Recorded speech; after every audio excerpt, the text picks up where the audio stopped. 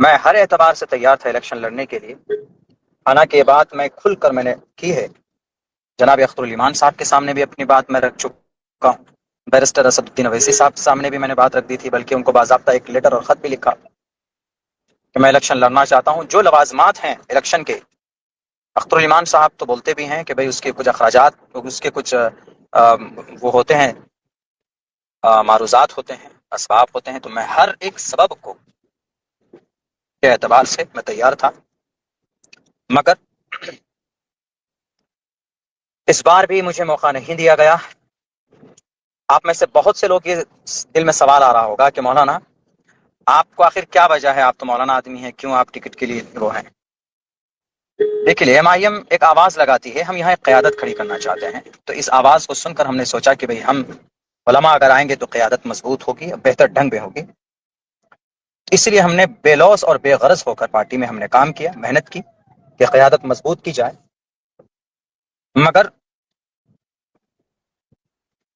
جن لوگوں کو کینڈیڈیٹ بنایا گیا، پچھلے بار بھی جو غلطی ہوئی سن 2020 میں اتنی بڑی بڑی، چلیے وہ جان بوجھ کر نہیں کی گئی، لیکن چوک ہوئی، اس سے سبق لینا چاہیے اس بار، کہ اس بار آپ ایسے لوگوں کو کینڈیڈیٹ بناتے جو آپ کے پارٹی کو جتا سکے، پارٹی چھوڑ کر نہ جائے۔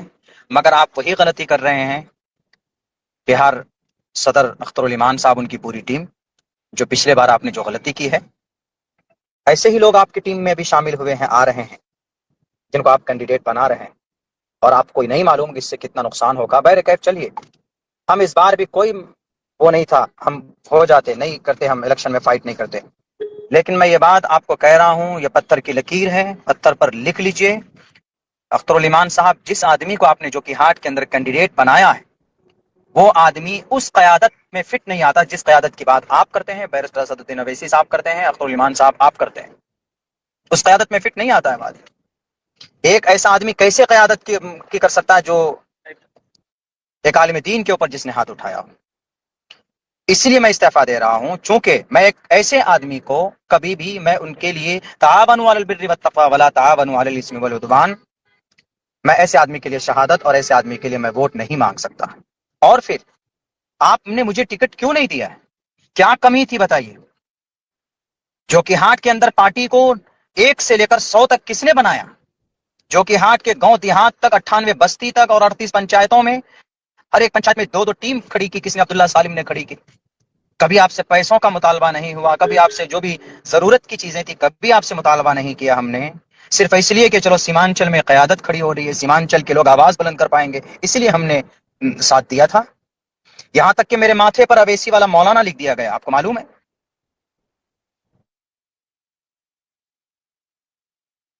کہ نہیں؟ چلو سیمانچل میں ایک آواز بلند ہو رہی ہے، ہم اس کو آگے تک لے کر جاتے ہیں۔